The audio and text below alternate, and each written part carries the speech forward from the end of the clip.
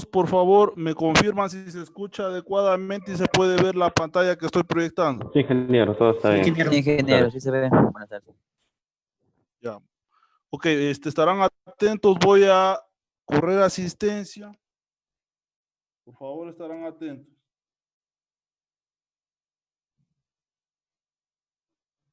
Anguisaca José.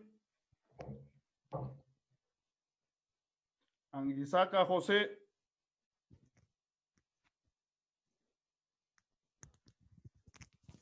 Anguisaca Diana. Anguisaca Diana. Caraguay Henry. Presente, ingeniero. Buenas tardes. Buenas tardes. Cedeño Michael.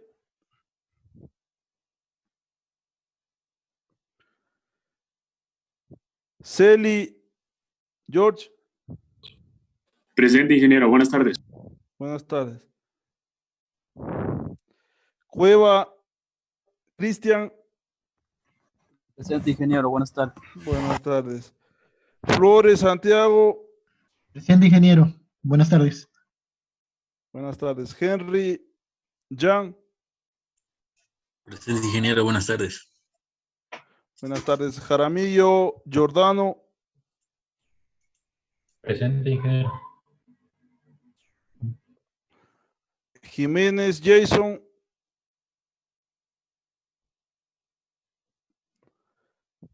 Lamas Marlon.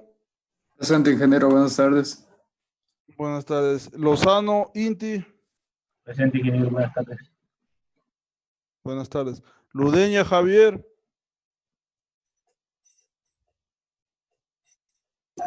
Ingeniero Cedeño tal vez mencionó, presente aquí. Al último, los que acaban de ingresar, al último, por favor, me avisan. Malacatus. Buenas tardes, ingeniero, presente. Buenas tardes. Morales Joyce pidió permiso. Nugra Anthony. Presente, ingeniero. Buenas tardes. Buenas tardes. Pacha Carlos. Presente, ingeniero. Buenas tardes. Paladines. Presente, ingeniero. Buenas tardes. Buenas tardes. Pauta Francis. Presente, ingeniero. Ok. Pauta Lenin. Pesantes. Poma. Presente, ingeniero. Buenas tardes. Ok, buenas tardes. Quille Diego. Presente, ingeniero. Buenas tardes. Buenas tardes. Sáenz Daniel.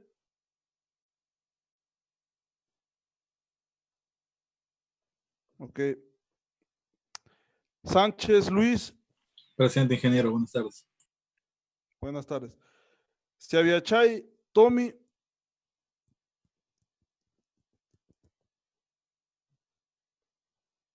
Tandazo Jonathan. Presente, ingeniero. Buenas tardes. Buenas tardes. Torres Cristian. Presente, ingeniero. Buenas tardes. Buenas tardes. Vera Ramírez. Presente, ingeniero. Buenas tardes. Buenas tardes. A ver, voy a correr los que están con falta. Anguisaca José. Presente, ingeniero. Buenas tardes.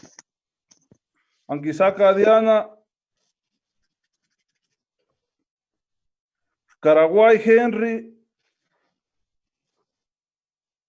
Cedeño.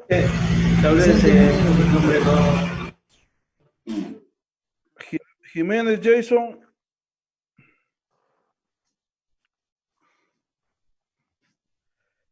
Pauta Lenin. Pesantes Cristian. Ya, ok. Presente, ingeniero. Pesantes Cristian. Ok. Siaviachay Tommy. Ok. Bien. Por favor, me confirma si ahí podemos apreciar la lámina que estoy proyectando como tal. Sí, ingeniero. Sí, se ve. Buri, ya, Buri, déjeme ver Buri. Antes de continuar, déjenme chequear en la lista antes que... Se me fue, ya. Déjenme chequear antes de continuar. Buri, sí está presente. Ok, Buri presente, sí está bien. Ya, Buri, ok, estás presente, Buri. Ya. Entonces, nuevamente, por favor, me confirman si se puede ver lo que se está proyectando. Sí, ingeniero. Ok. Bien, entonces, el día de hoy vamos a abordar lentamente ejemplos prácticos de los dos casos que hemos visto hasta el día de hoy y un caso en particular que se refiere a cómo analizar la resistividad del terreno de forma estadística por el método de los logaritmos. Entonces, recordando lo que habíamos visto en la clase anterior, habíamos analizado el método gráfico para evaluar cuando tenemos un terreno y lo queremos modelar como un terreno de dos capas. Entonces, ¿qué habíamos visto en el ejemplo anterior? Por ejemplo, habíamos visto cómo modelar el suelo asumiendo suelo uniforme y suelo de dos capas, ¿no es cierto? Y en este caso vamos a ver para dos casos puntuales. Entonces, por ejemplo, para analizar la resistividad promedio del terreno para el suelo uniforme, vamos, por ejemplo, a evaluar una medición que se efectuó hace unos 3 años en San Pedro, que podemos ver, ¿no es cierto?, el equipo cómo está conectado como tal en la gráfica, y las mediciones en total fueron 11, ¿sí?, a diferente espaciamiento de A, y se obtuvieron estas resistividades del terreno en ohmios por metro. Entonces, si yo lo consideraba al suelo como uniforme, ¿qué cosa? Mi resistividad promedio iba a ser este valor de aquí. Hasta ahí, ¿no es cierto?, es aceptable cuando yo quiero obtener una resistividad promedio para un terreno donde a lo mejor no haya mayores complicaciones. Bien, pero también se lo puede evaluar a un sistema de puesta a tierra a través del método gráfico o método de Sunde, cuando nosotros vamos a evaluar el suelo asumiendo suelo de dos capas.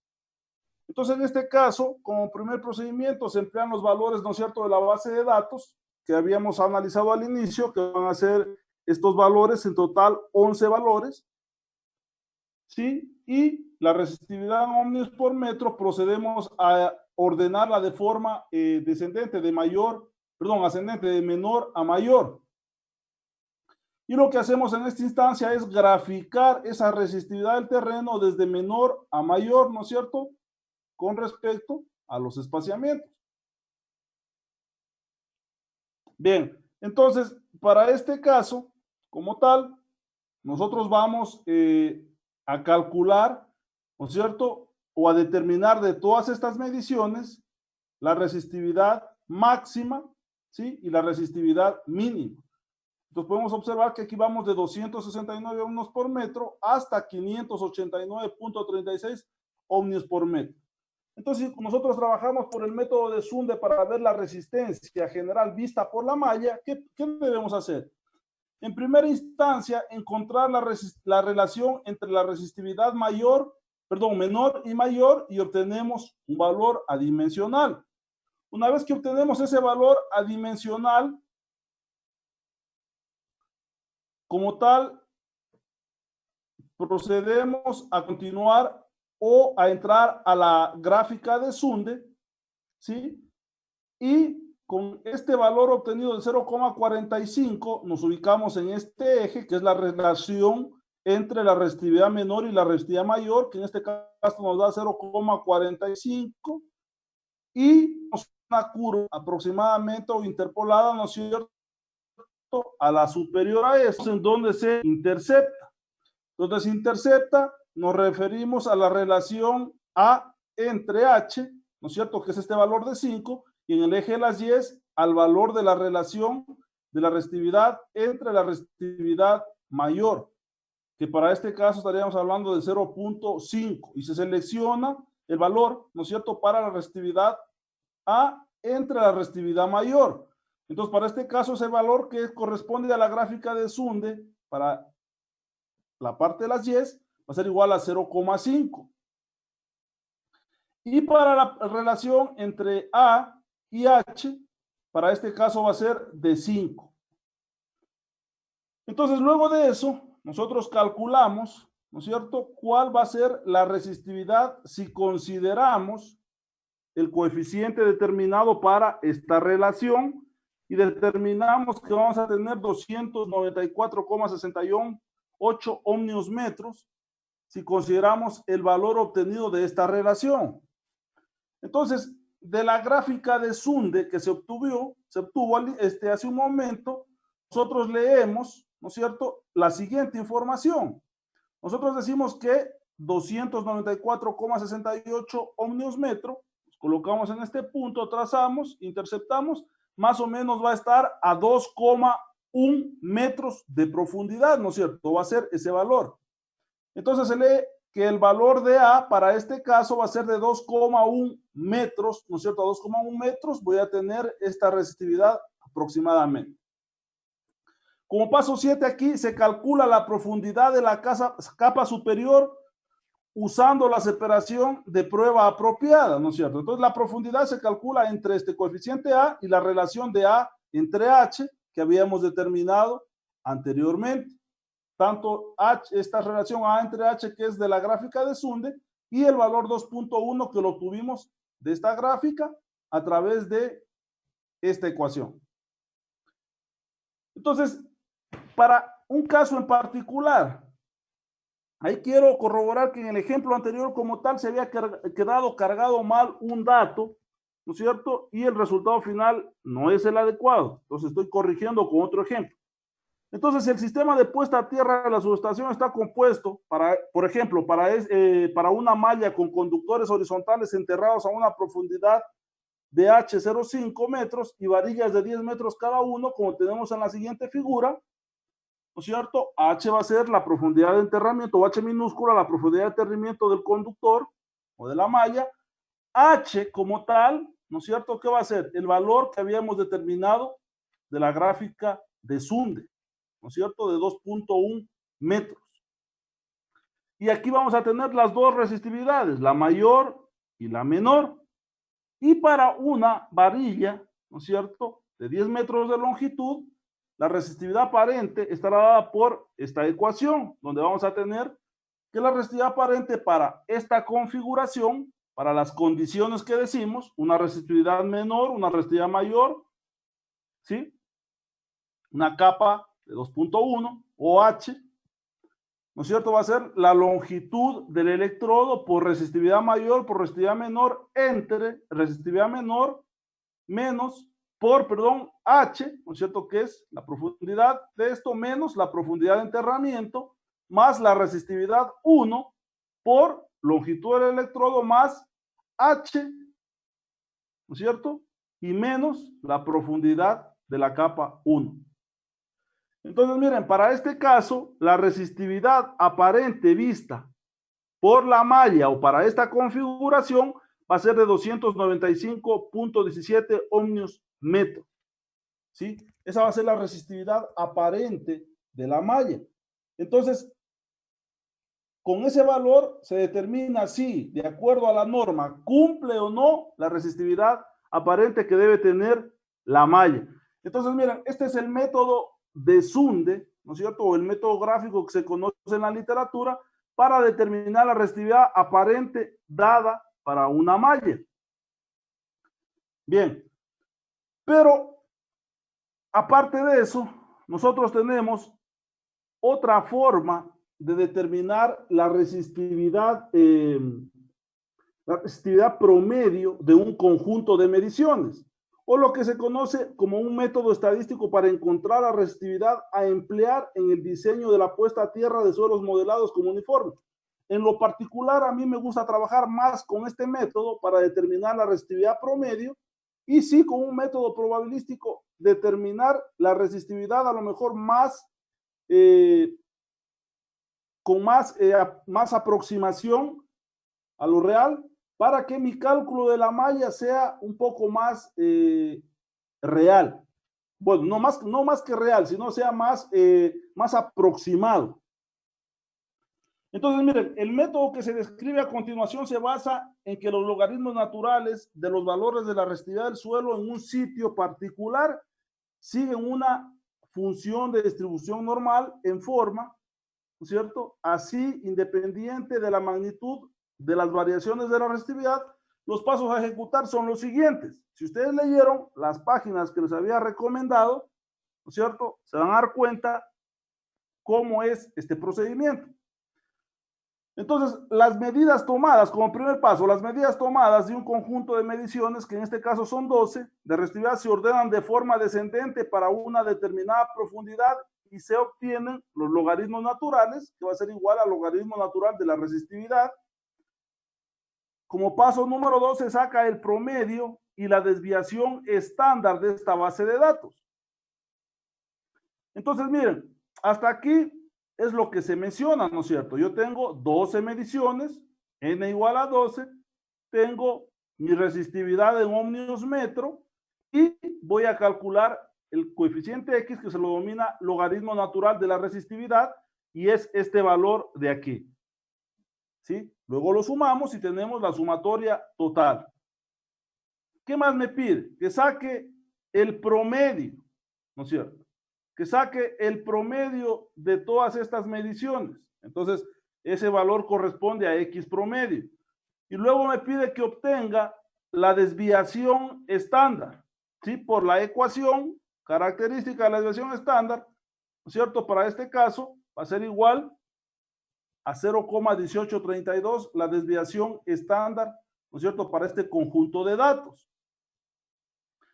Entonces, luego que yo determino eso, el valor encontrado de S o desviación estándar es una medida de la variación de la resistividad del suelo, ¿no es cierto? Un valor bajo de la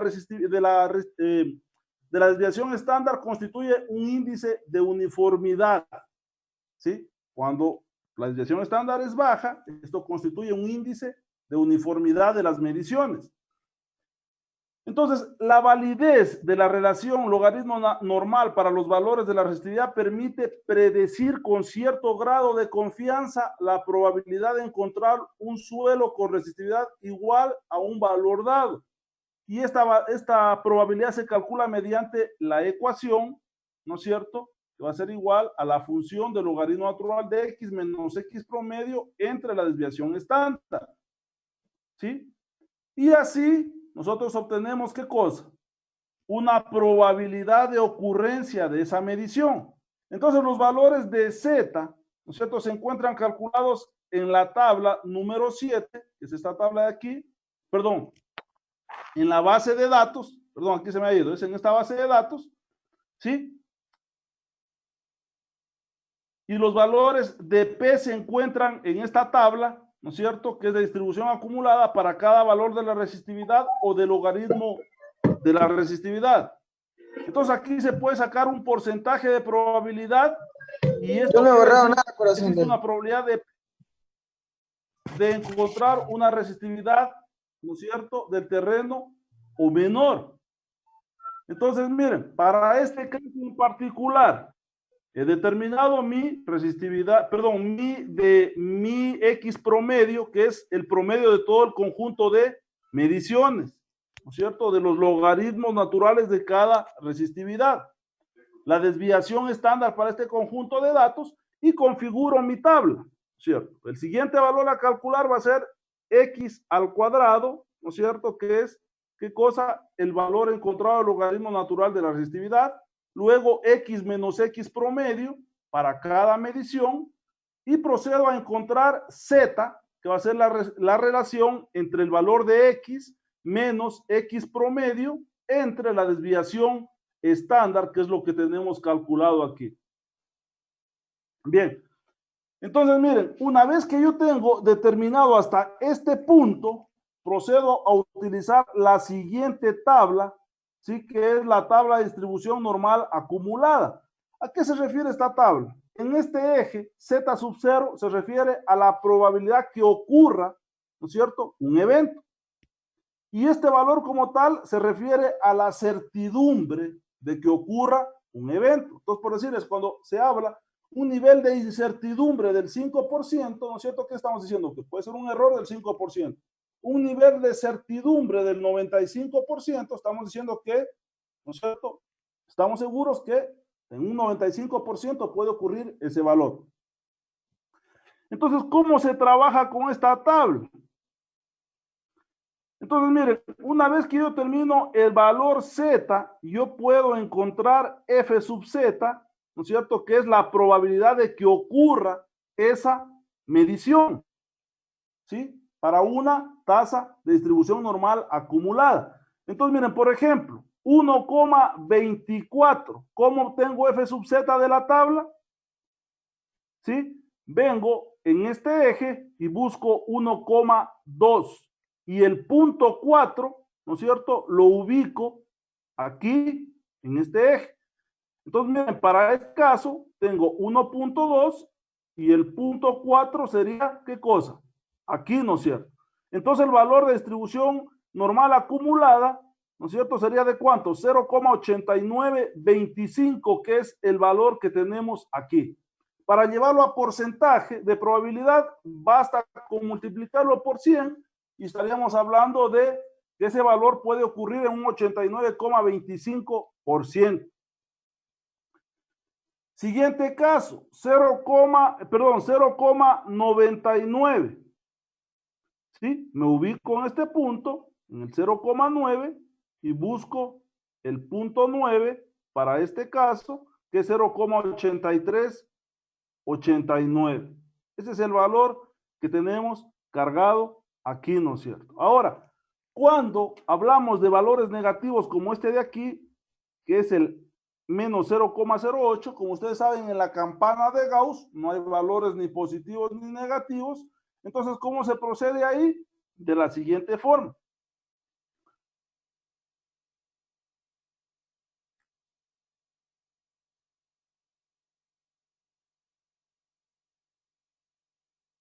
Entonces, miren, como estamos hablando de 0,08, estamos hablando de 0,0, buscamos el 8 y vemos 0 que es 0,5319. Cuando son valores negativos, lo que hacemos es restar 1 menos el valor que le corresponda, ¿no es cierto?, al valor encontrado. Entonces, para este caso, el valor que ustedes leen para menos 0,08 es el resultado de 1 menos este valor como tal. ¿Sí? ¿Qué me dice, por ejemplo, cuando estoy en este valor? Que tengo un 46,81% de probabilidad de que ocurra esa medición. Y esa es la forma como se trabaja con la tabla de distribución normal acumulada. Entonces, ¿qué estoy diciendo? Miren aquí, estoy diciendo que voy de una tasa de probabilidad desde el 1,5 hasta el 89,25% de que ocurran esas mediciones. Entonces, miren, hasta aquí los valores de Z se encuentran calculados, ¿no es cierto?, ya en la tabla anterior, y los valores de P se obtienen de la tabla de distribución normal acumulada. Así, para cada valor de resistividad o del logaritmo natural de resistividad, se puede sacar un porcentaje de probabilidad P, que es ya lo que multiplicamos por 100, y esto quiere decir que existe una probabilidad P de encontrar una resistividad, ¿no es cierto?, menor o mayor. Entonces aquí, utilizando un valor de probabilidad de por lo menos el 70%, se define un valor muy representativo de la resistividad. Ojo, para este caso está cogiendo 70%. Yo puedo querer trabajar con 75, con 80, con 60, ¿sí? Pero por lo regular, entre 70 a 90 es un valor aceptable para este caso. Entonces, a partir de esta probabilidad se puede encontrar mediante interpolación el valor de Z. Aquí yo estoy haciendo una corrección del libro porque Z en esta interpolación como tal no es correcto. Y con el promedio X, ¿no es cierto?, y la desviación estándar, se encuentra el valor de resistividad a partir de. Entonces, miren, ¿a qué me refiero cuando digo que voy a trabajar para una probabilidad del 70%? Entonces, yo voy a trabajar, ¿no es cierto?, para esta probabilidad. O sea, voy a ir desde 68 hasta 74 voy a analizar. Entonces, con estos valores, yo procedo a hacer la interpolación, ¿sí? De 68 a 74, y para 70 yo no tendría el valor de Z. Entonces, interpolando para este caso, Z, para un 70% de probabilidad, probabilidad va a ser igual a 0,5265. ¿Qué hago con esto? ¿No es cierto? Entonces, una vez que obtengo este valor, lo que necesito conocer es el logaritmo natural, ¿no es cierto?, de este valor.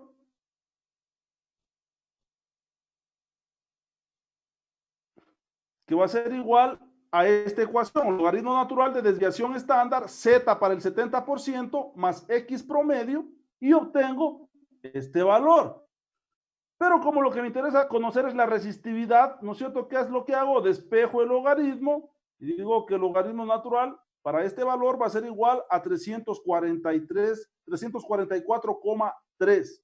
Entonces, miren, para 70% de probabilidad, ¿no es cierto?, yo tengo una resistividad de 343.3. Entonces aquí hay que tener en cuenta que Z mayor o igual a un valor de 3,5 me dice que tengo una probabilidad del 100%. Entonces, miren, para acá no tengo ese valor, ¿no es cierto? Estoy un poco más abajo. Entonces, el cálculo anterior se puede complementar determinando los límites para un nivel específico de confianza mediante esta función, ¿no es cierto? Donde yo puedo trabajar para un 90% de confianza o para un 95% de confianza. ¿A qué me refiero eso? Cuando yo trabajo para un 90% de confianza, digo que voy a tener un 10% de error o de que mi resultado, ¿no es cierto?, tenga un 10% de error. Cuando digo para 95% de confianza, voy a tener un margen de error de un 5%, ¿no es cierto?, de que no pueda esa ocurrencia ser real. Entonces, para este caso, y ustedes podrán apreciar en el documento, se trabaja para un 1,65, ¿no es cierto?, para un 90% de confianza. Eso es para este coeficiente A, ¿no es cierto?, para complementar los límites para un nivel específico de confianza. Entonces, estamos trabajando para un 90% de confianza, este coeficiente va a ser 1,65. Aquí necesitamos el número de lecturas, que en este caso fueron 12. Bien, entonces aplicando, ¿no es cierto?, en la ecuación los valores determinados, que para este caso, ¿qué va a ser? 0,5265, ¿qué valor fue ese? El valor de Z para un 70%, ¿no es cierto?, de confianza, menos todos los valores, ¿no es cierto?, sustituidos, nosotros obtenemos el siguiente valor, ¿no es cierto? Si adoptamos un valor pesimista, va a ser este de aquí, que es, ¿qué cosa? La diferencia entre el valor obtenido en este paso, 0,5265, menos el valor calculado en esta parte de la ecuación. Y si nosotros queremos adoptar un resultado optimista, ¿no es cierto?, en cambio, lo sumamos. Entonces, la función f, ¿no es cierto?, va a ser este resultado y este resultado. Entonces va a estar desde 0,02, que va a ser menor o igual a p, y p va a ser menor o igual a 1,04. Entonces, con estos valores, nuevamente entramos en la tabla de probabilidad acumulada y se seleccionan los valores correspondientes. Entonces, para 0,02, ¿qué valor me corresponde? ¿No es cierto? Para 0,02, ¿qué valor me corresponde? ¿Cierto? 0,02 va a ser 0,5080, que es este valor de aquí, ¿no es cierto? 0,02, que es el valor que podemos apreciar aquí, ¿no es cierto? 0,2, 0,5080, lo multiplico por 100 y va a ser la probabilidad de ocurrencia, ¿no es cierto? Igual para el otro caso, para 1,04, el valor es 0,8485 de la tabla de distribución acumulada, lo multiplico por 100, ¿no es cierto? Y es ya en porcentaje. Entonces estoy yendo aquí desde qué cosa, desde un 50,8 de probabilidad hasta un 84,85. ¿Para qué me sirve esto? ¿No es cierto? Así el rango de valores de probabilidad entre los cuales existe un 90% de confianza de hallar resistividades menores de 344 ohmios metro o mayores a 344 ohmios metro es de la siguiente forma. ¿Qué es este 344? Recuerden que aquí nosotros, ¿no es cierto?, que habíamos determinado para un 70%, ¿cierto? La resistividad del terreno va a ser de este valor. Entonces, de esta manera se obtiene nuevamente una Z mínima y Z máxima, que se refiere a la resistividad mínima y máxima del terreno. Entonces aquí vamos a evaluar de dos puntos de vista, optimista y pesimista. El peor valor y el mayor valor de resistividad que se puede obtener para un 70% de probabilidad. Entonces, ¿cómo obtenemos esto? La resistividad mínima va a ser igual al logaritmo natural a menos 1 de desviación estándar por Z mínimo más X promedio. ¿Sí? Que para este caso van a ser los valores ya calculados, ¿no es cierto? Este valor 0,02. ¿Qué más? Este valor de la desviación estándar y la X promedio. Entonces, la resistividad mínima con un 70% de confianza o de probabilidad, perdón, va a ser de 313,67 ohmios metro. Y la máxima, ¿sí? Para lo mismo, ¿sí? Solo que aquí cambia este valor, va a ser igual al valor máximo. Entonces, miren, para el cálculo de la malla tierra se deberá tomar en este caso, ¿qué opinan ustedes? ¿El mayor o el menor valor obtenido? ¿Qué decimos? ¿Con cuál se quedaría? ¿El mayor? El mayor, sí. En este caso yo solo cuando me refiero a que vamos a obtener dos resultados, ¿no es cierto? Es para tener un rango de menor valor a mayor valor para un 70% de probabilidad, ¿no es cierto?, que ocurra, ¿sí?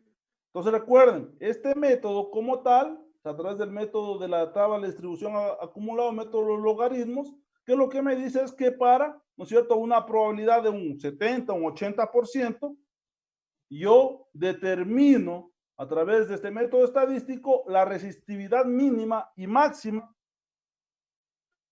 de este valor. Entonces, todos los cálculos que se hagan, por ejemplo, para una malla de puesta a tierra, ustedes quieren tener un valor más, un poco más real, ¿no es cierto?, más próximo, es mejor calcular la resistividad para hacer el cálculo de esta forma. Bien, miren, hasta ahí, por este método, solo lo que se llega a determinar es la resistividad del terreno, para ya con este valor sí diseñar la malla de puesta a tierra. Ojo, que también puede ser válido, ¿qué cosa? A través del método de suelo de una capa, ¿no es cierto? ¿Qué cosa hacen ustedes? Cogen, sacan la resistividad promedio de las n mediciones y con ese valor calculan la malla. Pero este método de aquí es un método más aproximado, ¿no es cierto? Porque realmente es un método estadístico que utiliza esta tabla de distribución acumulada y para un cierto nivel de confianza, ¿sí?, determina la resistividad promedio para poder trabajar. Ojo, que para el libro lo toma al 70%, se lo puede trabajar al 80%, dependiendo ustedes cómo tengan los resultados en la tabla configurada. Entonces, miren, por ejemplo, yo pude haber trabajado del 70 al 80 o del 80 al 89. Sí, yo pude haber dicho, quiero trabajar con un 85% de probabilidad, entonces estaría en qué rango, entre este y este, ¿sí? Entonces, ese porcentaje de probabilidad, ¿cómo lo obtienen ustedes? A través de los resultados que obtengan aquí en esta tablita. Bien, pero ya entrando netamente en lo que es el cálculo de una malla de puesta a tierra, voy a proceder a explicar el procedimiento para diseñar un sistema de puesta a tierra. Entonces, miren, para el diseño y cálculo de la malla de puesta a tierra para centros de transformación subterráneos, se hará uso, ¿no es cierto?, de la norma o del estándar IEEE 80-2000, y en caso de que existan contradicciones entre lo que indica el manual de construcciones del MER y lo que indica la norma IEEE 80, se dará importancia a la segunda, ¿cierto?, por ser una norma de carácter internacional, validada, vaya, es una norma más completa. Entonces, como ejemplo de aplicación, yo he seleccionado el siguiente: calcular la malla de puesta a tierra para un centro de transformación de 225 kVA trifásico. La potencia de este va a ser 225 kVA, voltaje de media tensión 13.800 volt, voltaje de baja tensión 127 fase neutro y 220 fase-fase. Entonces aquí hay que seleccionar un parámetro técnico que es la impedancia del transformador, está referida a esta norma nacional INE 2115-2004. Entonces, como primer paso, ¿qué es lo que se determina? El cálculo de la corriente de cortocircuito. Esto se lo hace en baja tensión y en media tensión. Entonces, en la clase anterior nosotros habíamos dado el planteamiento de las ecuaciones, aquí las vamos a aplicar. Entonces, para determinar la corriente de cortocircuito por el método de los kVA, ¿no es cierto? Para este caso, como es trifásico, sería la potencia en kVA por 1000, ¿no es cierto? Entre raíz de 3 por voltaje. Entonces, para este caso, ¿no es cierto? La intensidad de cortocircuito en baja tensión va a ser igual a 100 entre la impedancia, que es el 2%, ¿no es cierto? Por la intensidad en el secundario. Entonces, aplicando la ecuación de la corriente de cortocircuito máximo, para este caso va a ser esta de aquí, ¿no es cierto? 29.523.59 amperios en una corriente de cortocircuito simétrica máxima en baja tensión.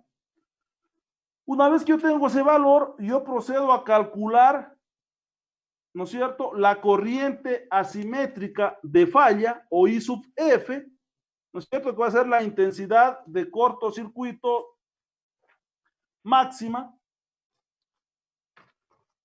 por el factor de decrecimiento o D sub F, que es lo que habíamos visto igual en la clase anterior. Ya, lo he visto en la clase anterior. Entonces, para poder trabajar en este momento de cálculo, es necesario conocer que el valor de la relación XR, ¿cierto? Inductancia-resistencia, para mallas de puesta a tierra en subestaciones de transformación, es 10. Y el tiempo de duración de la falla es 0,5 segundos, según lo recomienda la norma, ¿no es cierto? Y obtenemos un factor de decremento de sub F de 1,926. ¿A qué se refiere esto? Tiempo de falla, 0,5, factor o relación XR, ¿no es cierto? 10, estamos con el coeficiente 1,026. Sí, aquí, perdón, aquí no es 1,926, es 1,026.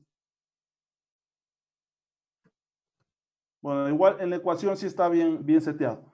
Entonces, para este caso, ¿no es cierto?, la intensidad de falla, de corriente simétrica de falla, va a ser igual a este valor, ¿no es cierto?, de amperios, o corriente de falla a tierra, corriente simétrica de falla a tierra.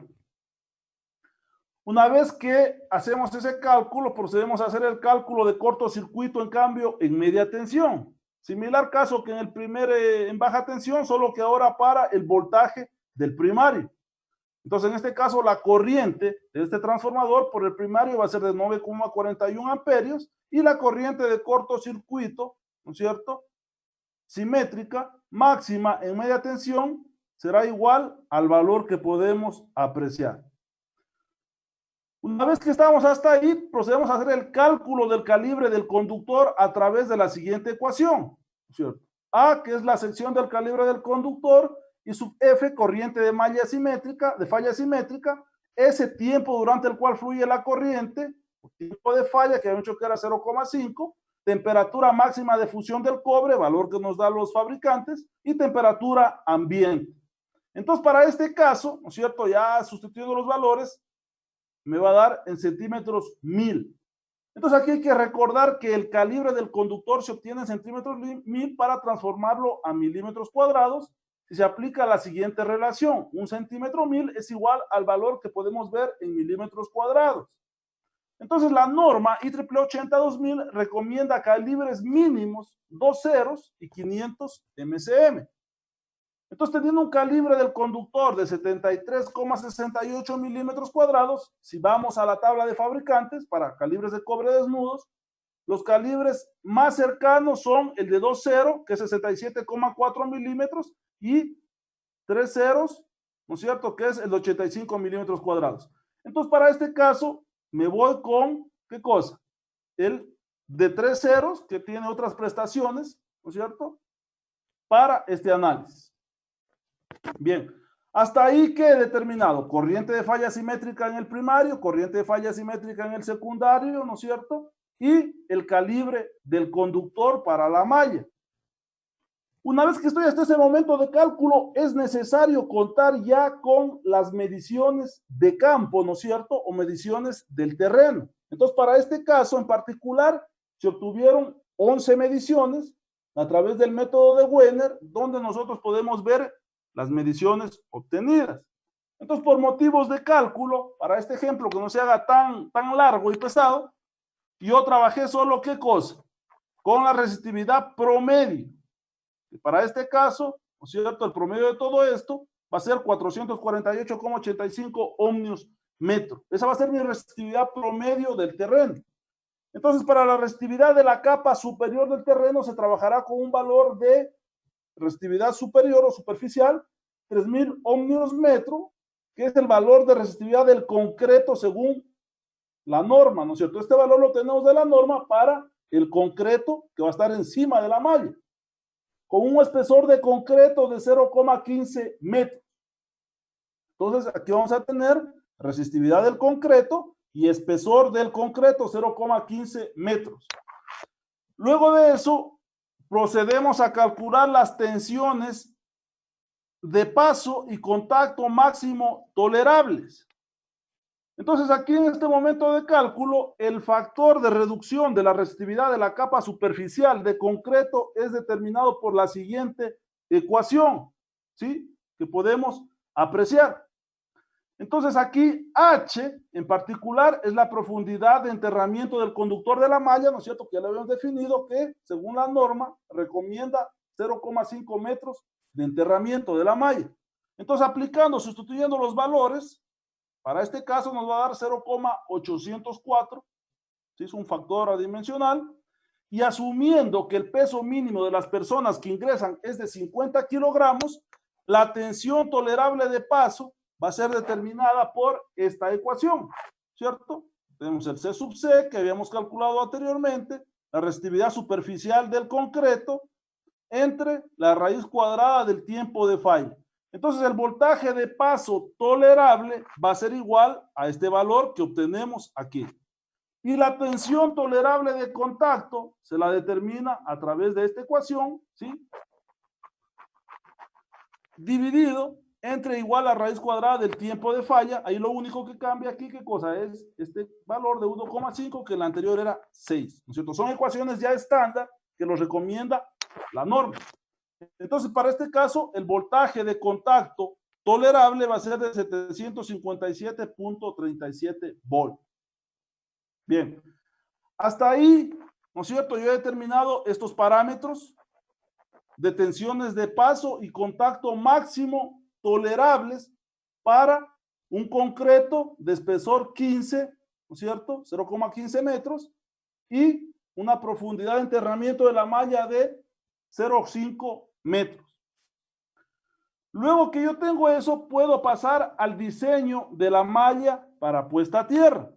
Entonces, para este caso en particular fue para una cabina subterránea, ¿cierto? El centro de transformación para la cámara de distribución consta de las siguientes dimensiones: largo 6 metros y ancho 4,3 metros. Entonces, de acuerdo a la disponibilidad donde se construyó esta cabina, ¿no es cierto?, se trabajará con un área de 6 por 6 metros y la malla consta de 9 retículas, 3 horizontales de 2 metros y 3 verticales de igual dimensión, como se aprecia en la siguiente figura. Ojo, estas dimensiones por lo regular siempre se sigue lo que recomienda la norma. ¿Sí? Entonces aquí tenemos estas grillas, ¿no es cierto?, o estas retículas conformadas por, ¿qué cosa?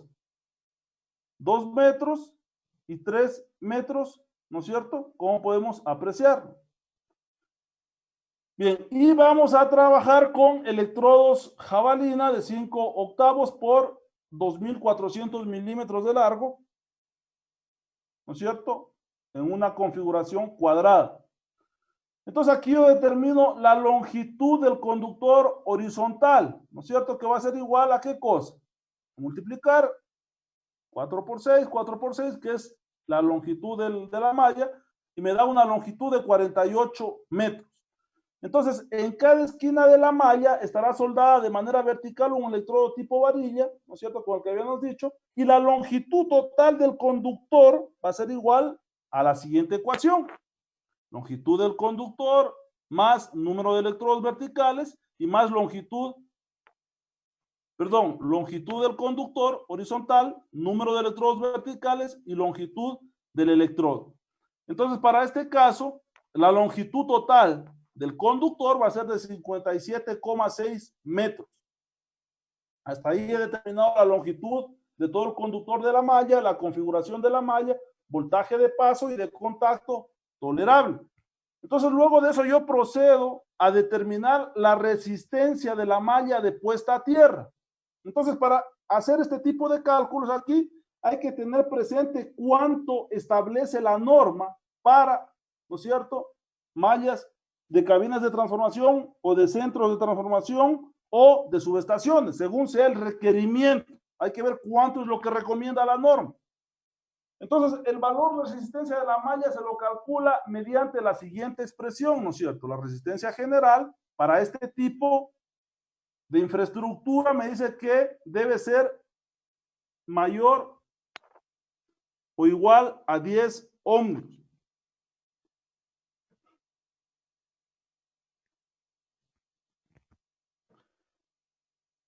Perdón, aquí está mal el signo, perdón. Aquí es menor o igual a 10 ohmios, ¿sí? Entonces, miren, aquí en este caso no se cumple esta condición porque aplicando la ecuación como tal, ¿sí?, nosotros tenemos una resistencia general de 39,44. Corrijo, aquí está mal el signo, es menor, ¿no es cierto? La resistencia general tiene que ser menor o igual a 10 ohmios. Entonces, la norma IEEE hace referencia a los valores máximos de resistencia permitidos por el Reglamento Técnico de Instalaciones Eléctricas o lo que normen, ¿no es cierto?, normas nacionales, y en ausencia de estos habrá que regirnos a normas internacionales. Entonces, para poder disminuir este valor en el sistema de puesta a tierra dentro del diseño, es necesario aumentar o el área de la malla o disminuir la resistividad del terreno. Entonces, para este caso en particular, se optó por disminuir la resistividad del terreno debido a dos razones. El espacio de terreno que no hace posible un aumento del área de la malla, y el disminuir la resistividad del terreno no permite que haya una retención de humedad, y además en temporadas secas no aumentaría el valor de la resistencia considerablemente.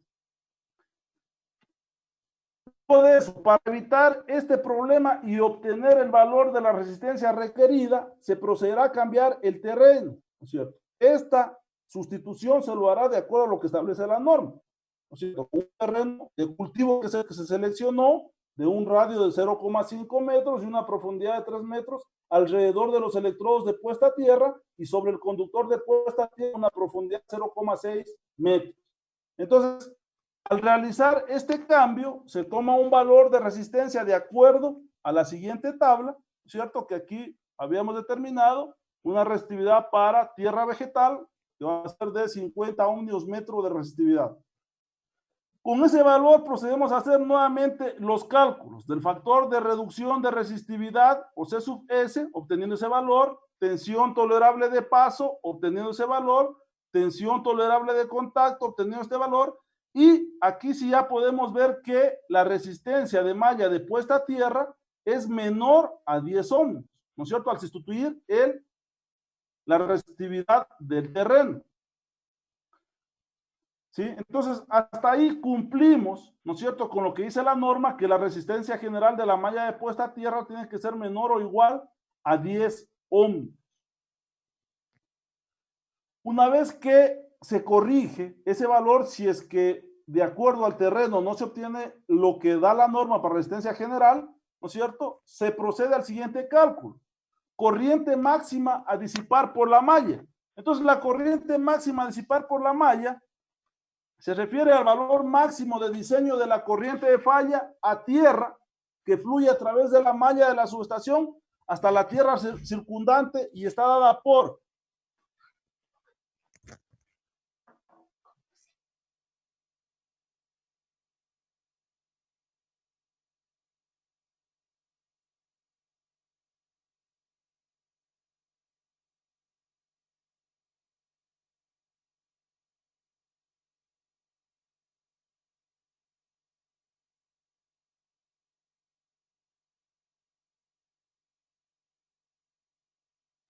Perdón, tuve un pequeño inconveniente. Entonces, miren, para determinar la corriente máxima a disipar por la se refiere a, ¿no es cierto?, la ecuación que podemos hacer igual a ¿qué cosa?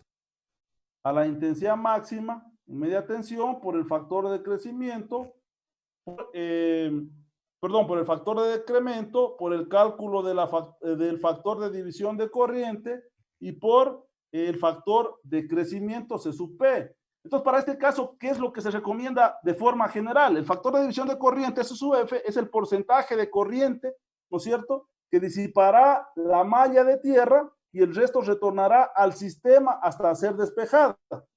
Entonces, para efectos de cálculo se trabaja con un valor de 0,20, que esto lo da la norma, ya es un valor normado. Entonces, aquí se considera, si la malla de puesta a tierra se construye teniendo en cuenta la capacidad total de la subestación y no se considera aumentos futuros de carga ni de alimentadores, se considera este factor C sub P igual a 1, o factor de crecimiento.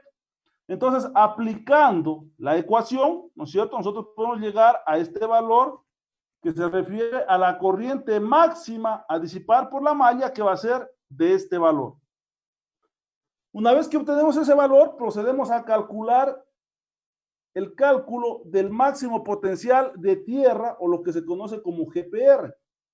Entonces, con la finalidad de ofrecer una conexión bajo condiciones de falla segura a tierra para el voltaje de paso y el gradiente de potencial expresado en voltios metro, o GPR, sobre la superficie del suelo no debe exceder los valores de voltaje de paso y contacto calculados anteriormente.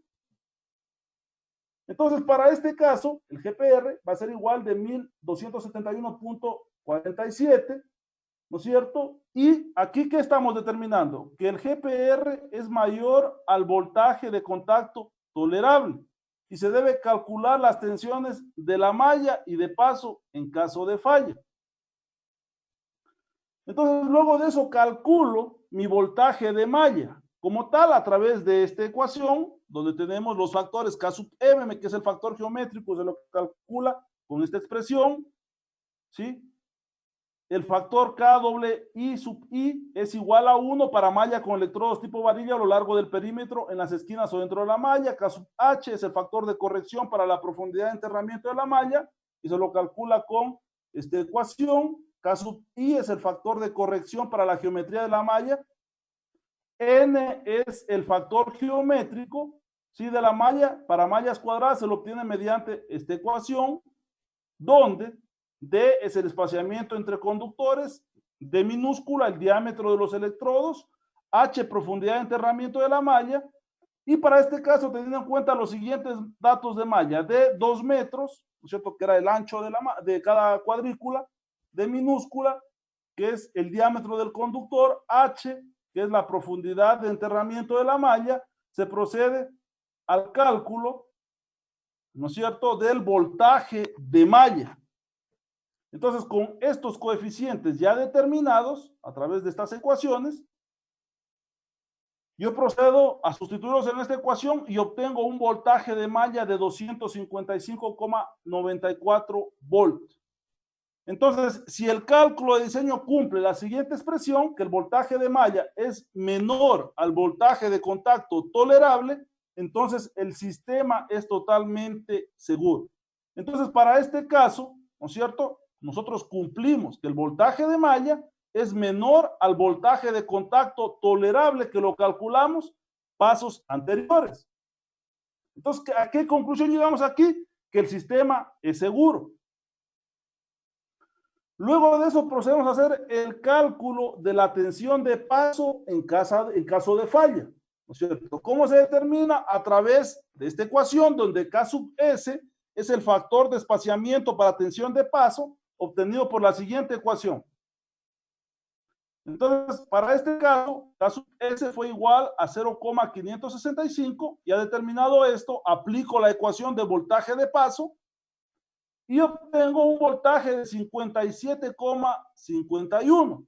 Entonces, aquí que se comprueba nuevamente que el voltaje de paso sea igual, menor al voltaje de paso tolerable que se calculó pasos anteriores. Entonces, miren, si se cumple estas dos condiciones al final, ¿no es cierto? Se puede afirmar que el sistema es totalmente seguro y hemos cumplido con los parámetros, ¿no es cierto?, que establece la norma IEEE 80-2000 para diseñar mallas de puesta a tierra para, ¿no es cierto?, proteger al personal que va a trabajar en un centro de transformación o en una bahía de transformación.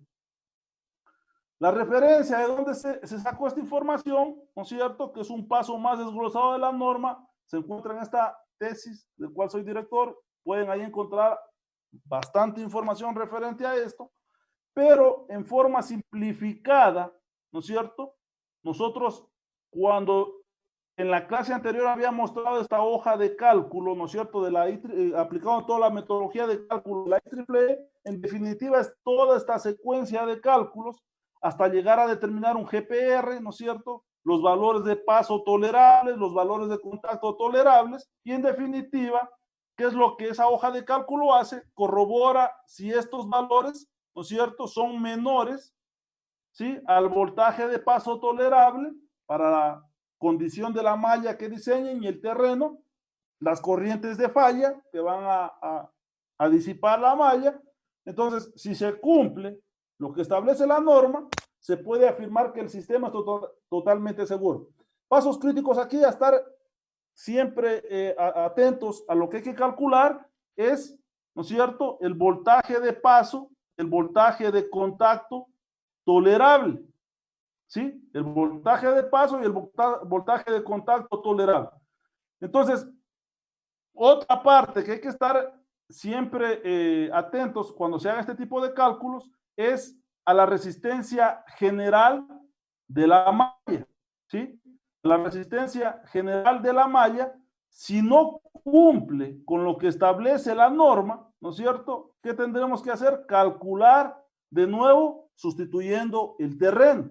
Entonces, miren, en este ejemplo como tal, hasta este momento se calcularon ¿qué cosa? Voltajes de paso tolerables, voltaje de contactos tolerables, pero estos no van a ser los que vamos a comparar al final, sino van a ser ¿cuáles? Los que calculamos al sustituir el terreno, ¿no es cierto? Este valor va a ser el que trabajemos de aquí hacia abajo. ¿Por qué?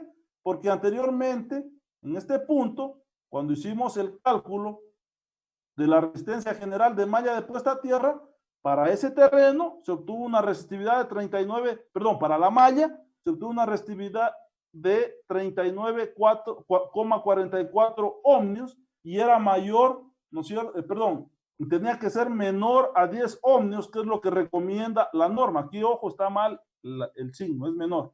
Entonces, como no se cumplió, se buscó un terreno de esta tabla, se seleccionó 50 y para ese valor se volvió a recalcular estos valores y se comprobó, ¿no es cierto?, que la resistencia general de malla puesta a tierra era de 4,39 y que era menor o igual a 10 ohmios, que era lo que recomienda la norma.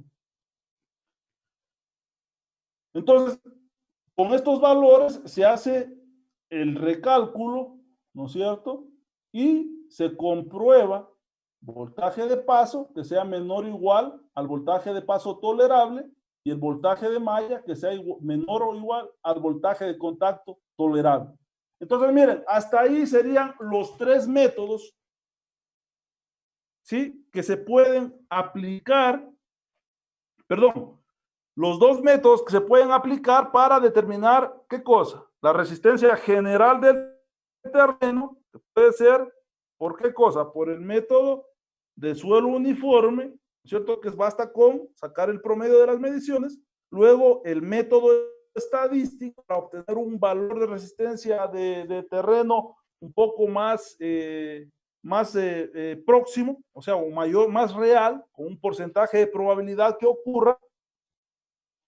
Y con esos valores, lo que se procede es, como ustedes pueden ver, hacer una secuencia de cálculos para diseñar una malla que cumpla con lo que establece esta norma IEEE 80-2000 en lo que se refiere a voltaje de paso tolerable y voltaje de contacto tolerable. No sé si hay alguna pregunta hasta ahí. No sé si hay alguna pregunta hasta ahí como tal.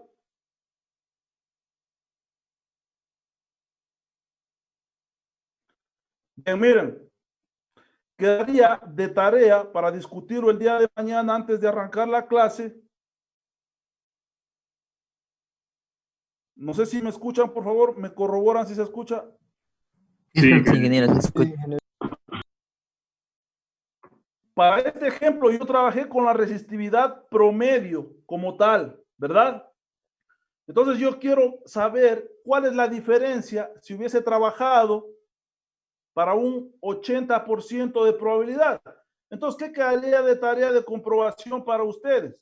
Para estos valores, apliquen el método de los logaritmos y trabajen para un 80% de probabilidad y seleccionen la resistividad del terreno con la que van a trabajar. Entonces, aquí lo que colocarían es la resistividad, ¿no es cierto?, por el método de los logaritmos. Y esa sería la tarea para el día de mañana, discutirla antes de arrancar la clase, que mañana vamos a pasar ya lo que es sistemas de protección contra descargas atmosféricas. Quiero hacer una acotación ahí que el contenido de la asignatura sistemas eléctricos está cubierto ya en un 95%. De ahora en adelante todas las clases estarán orientadas a lo que es instalaciones eléctricas. El día lunes yo cargaré a la plataforma la tarea final de sistemas eléctricos. De sistemas eléctricos como tal, me parece que están planificadas 2 o 3 clases más que son tipo de clases que son otros temas, ¿no es cierto? Por ejemplo, lo que es pronóstico de cargas eléctricas, curvas de demanda, pronóstico de curvas de demanda, que son temas extra para que ustedes puedan tener otro criterio cuando en su vida profesional a lo mejor aborden esos temas. Adicional a esto, quiero comentarles que desde la otra semana quedaría ya abierto el plazo para que empiecen a trabajar su tarea final, la cual yo pondré fecha de entrega. Pero quiero comentarles que desde el 27 al 7 de agosto he programado el desarrollo para sistemas eléctricos, además de las 2 clases o 3 clases que les digo pendientes, de un curso de optimización matemática que lo vamos a trabajar con un profesor que ustedes lo conocen, que es el ingeniero Julio Cuenca, que nos va a apoyar en esa parte para compartir algunos criterios y experiencias que él ha adquirido en el desarrollo de su doctorado en lo que se refiere a optimización de modelos matemáticos para redes de distribución, el cual se lo desarrollará en el horario de sistemas eléctricos como tal. Entonces, hasta ahí, ¿no es cierto?, quedaría demostrado cómo se procede cuando nosotros vamos a hacer un análisis para el dimensionamiento de una malla de puesta a tierra a través del método EEE 80-2000, que es lo que rige este tipo de sistema. Entonces, para el día de mañana quedaría pendiente, ¿no es cierto?, analizar este mismo ejemplo, pero en vez de trabajar con la resistividad promedio, determinar la resistividad a través del método de los logaritmos y calcular, ¿no es cierto?, para un 80% este procedimiento. No sé si hay alguna pregunta o estamos claros en la explicación. Ingeniero, disculpe, ¿y este archivo ya está en el EVA subido? No, eso lo voy a subir en este momento. No, ya, ingeniero, a ver, revisarlo. Ya. Si hay alguna otra pregunta, pues estamos claros. Ingeniero, disculpe, Bien, si no hay ninguna otra sí, tal vez me podría justificar la falta del día de hoy. Es que a ver, espérenme un momento para abrir la de sistemas eléctricos. A ver. Nombres. Jiménez Jason. Jiménez. Sí, igualmente, ingeniero. Lenin Paute. Llega un poquito atrasado. Ya, Lenin Paute. Espera un momento. Paute. Ok, ¿alguien más? ¿Alguien más? Bien, entonces, si no hay ninguna otra interrogante o pregunta, por hoy concluimos con lo que es sistemas de puesta a tierra y como les digo, el día de mañana, antes de arrancar la clase, discutimos ese ejemplo que les propongo para que lo analicen, lo evalúen, lean un poco la norma, no se queden con lo que se da en clases, que en definitiva se trata de dar lo más compacto, pero traten de leer la norma, no se queden solo con lo que se da en clases referente a esta temática que realmente en la vida profesional es muy, sirve de mucho. Si no hay ningún interrogante, por hoy concluimos. Que tengan buena tarde, nos vemos el día de mañana, señores. Ingeniero, hasta mañana, gracias. Hasta luego, ingeniero. Sí, ingeniero. Mañana. Mañana, ingeniero.